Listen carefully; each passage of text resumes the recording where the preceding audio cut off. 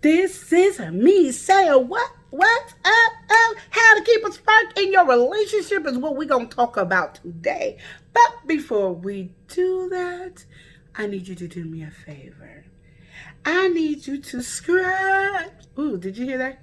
I missed the S, the B. I need you to subscribe. Hit that bell notification. Give me thumbs up. Hey, comment down below. Share this video because you love me and I love you too. Okay, so now that we got all that out and I'm just singing just because, you know what, sometimes I think I can sing and I know I can't sing, but it's okay. And I'm going to tell you before we start, I'm going to apologize ahead of time because I know I talk fast. That's just because I be happy, you know. I can't be dying down this happiness. I got to be happy. So sometimes I'm going to talk fast, so excuse me. But it's okay. See, I can do it. I just have to think about it. Okay, so we going to whoop, whoop, whoop. Pop it up. Okay, so here we go. This is how to keep the spark in your relationship. And I know we talk about it all the time. But before I get started, hold on. Okay, so how to keep the spark in your relationship. This right here is the real deal. Okay, I'm going to just stop. I think I'm just happy. Okay, so here we go. Ready? Ready. Okay. I'm sorry. My brain's going too fast. Intimacy is always what keeps a relationship going. Intimacy is always the way. You cannot build a strong, healthy relationship, and you sure can't keep the spark in the relationship if you do not have intimacy. So let's just say here, if you don't have a happy relationship right now, and you're almost about to give up, you need to go and hit that intimacy. Now, I do have some videos that talk about intimacies that will help that. Go to one of those videos and check them out about intimacy. I can't just keep going all the way back. But what I am going to tell you to do is let's get to know one another. That is a game for the ages. And you be like, well, why should I have to get to know somebody that I already know? I mean, I live with him or her. We sleep in the same bed. I mean, we know each other. That's why we can't stand each other, but you don't know each other. See, what you fail to understand is you grow.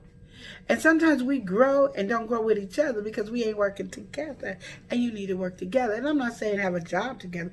We work together in this relationship called marriage, or called relationship, or called significant other, whatever you want to call it.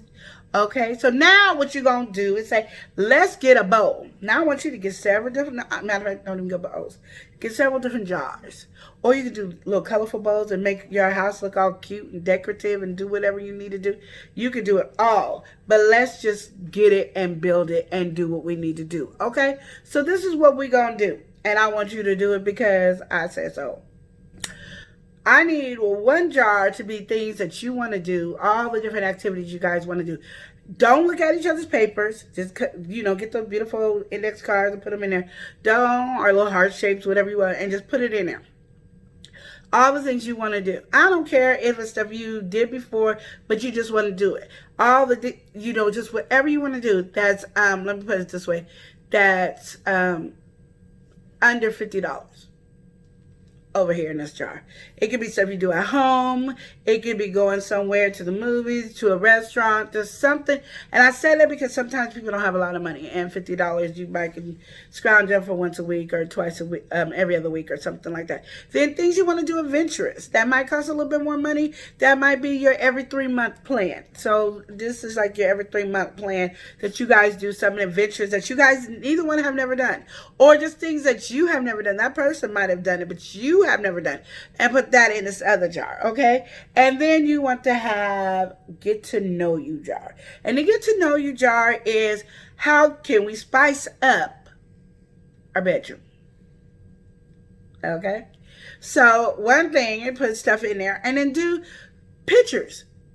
I think pictures are so romantic. Regardless, I just think they're lovely. And when I mean pictures, it's like you take a picture of each other the way you want that person to be. So it's like, oh, if it was me, I would have my husband lay in different positions, and I just take pictures of him, and I'll be on my wall. Like we would just work it on the wall, get a computer, print it out or whatever, because you might not want nobody else seeing your mates, you know what I mean? And then vice versa, put me in whatever he wanted me to be in, and stuff like that. Do all that. You might want to see what is so cool about being furries. Okay, I know it's all the way out there, but there's people that like furries. You want to maybe, and this I tell everybody, put this in the jar. There is no sex, but it is how can I make you have a O without having intercourse or oral. Now you can kiss and lick, but not in those oral positions. I just want to make sure that's clear and put those in there. And then just all different kinds of stuff you put in there. And then you guys talk about it before you do it. And then you do it. And then you have to do one person first and then the other. Or you guys can entanglement each other. Okay, I really do be tickling myself. Okay, besides that, those are things. So you have those things, and you could do those things. You figure out, say, this jar has to be every other day jar or 3 times a week jar. That's the bedroom jar. Then this jar, first jar, can be every week or every other week or 2 times a week. If you guys have the time, do it where you guys have the time. And in the middle jar is usually what we do. You can do it once a month or every 3 months, whatever, because it might cost a lot of money. So you can pick, and then you guys plan for that time together. Now, I'm going to tell you right now, don't be trying to do couple stuff. Now, if you want to do couple stuff, get another jar. And then all the couples that you're going to work with, they put their ideals in the jar, and everybody should have a jar for their own home. So all the couples come together, everybody bring their jar, and everybody work the jars in there. And then whoever turn it is, that couple gets to pull out the jar, and then you guys do a couple things. These ways, intimacy, and it's a necessary thing, and it keeps you bonded and having those communication conversations.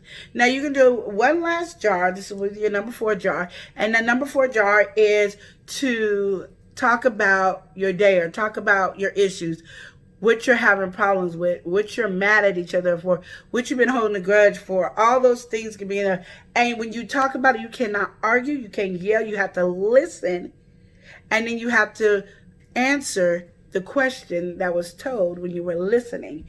And then you go back and forth, but you do not. And it can only be on that one topic. So you can't bring up, well, the reason I did that is because you, nope, it's only on that subject. And that one is your healing jar. So for those, and those are really for people who are about to break, just be on a break terms. Because sometimes we misunderstand each other, assuming that we should know better, and assuming that we should understand, or assuming that you should know me well enough to blah, blah, blah. That is what this jar is for. So those are things that I want you to get in your mind and say, hey, these are important. You want to work out this relationship. And if you don't want to work out this relationship, and the reason I say that is because some people can't afford counseling. Or they don't think counseling work, or they feel like the counselor's picking on one person's side more than the other. This way, you're actually talking out your relationship and working it together without it. And if you realize, okay, we have bigger issues, we really do need to go to counseling, that's what we're going to do.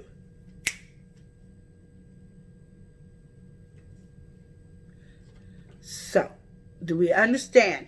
I want you to get that. I want you to understand it and breathe it, because these things that I'm telling you is going to help build your relationship, and it's going to make you guys tighter and closer, and you will become one. And then you ain't got to ask me about no sparks in the relationship, because it's going to be fireworks everywhere. People are going to be like, I can't stand them. They just so lovey-dovey. Oh my goodness, they just get on my nerves. They just always doing things again. Low-key hating on them. That's what that's going to be. And you're going to have haters, and you're going to have people try to break up your relationship, because that's what haters do, because they hating that you got it going on and they don't. So that's how that is. But relationship-wise, you can have it going on, because I do. And our relationship is crazy. It is nowhere like anybody else's relationship, and nor are me and my husband trying to be like anybody else's relationship. But I try, even when we having a little issues, just our nerves be little, we don't even argue anymore. Be little issues, we have to talk it out, We have to work it out, and then we have to comprehend and understand. I gotta listen to him even when I feel he's wrong, and he gotta listen to me even when I feel he's wrong. I'm just saying, even when he feels I'm wrong, it goes the same way. We have to have those conversations. And a lot of times people don't even think we have these type of conversations because we don't talk about other things that people deem to be extra important. We don't talk about, but we work on things that work for our relationship, not what works for somebody else's relationship, not how somebody else do it. I don't know if you guys ever seen that show. It be on OWN. What is that show called? It's called you know, where you see the Black Love. Look at me. When you see Black Love and they talk about the marriages and their ups and downs and what they're going through, and then you can even tell some people still having issues in their relationship, but they work hard, and that is what makes a successful relationship, is that when you go through the storms, all the storms and the waves are just they knocking you all over the place, and you make it through that relationship, that's a successful relationship. So when everybody goes, oh, that wasn't a successful relationship. Oh, he cheated on her. She cheated on him. He did this and she did this and all that. But if you still stand in your relationship and you still loving each other, and you guys got the spark in your relationship, you have made it. So don't be going off of what somebody else feels and things, because it's really just about you and your relationship. Because your relationship is mastery, and you have to master your own. You ain't over there trying to master their relationship. You're trying to master yours. And when you do, you'll be just as happy. That's me. Anyway, talk to you later. I just want you to remember to love and live each day as if it were your last. And before I say smooches, I need you to hit that subscribe button, because you know you like this video. You know this video helped you. Then go over there and hit that bell notification. Comment below. Thumbs this video up. And if you don't like it, give it a thumbs down. But you know what? I think I can do it. Yep. I turned it back up. There you go. Hey! And of course, I need you to share this video to everybody. Share it to the world. Share it to the world. Share. Because Queen Lenore said so. And because you love me. Anyway, I love you and I thank you so much. And remember, I'll see you later. Smooches.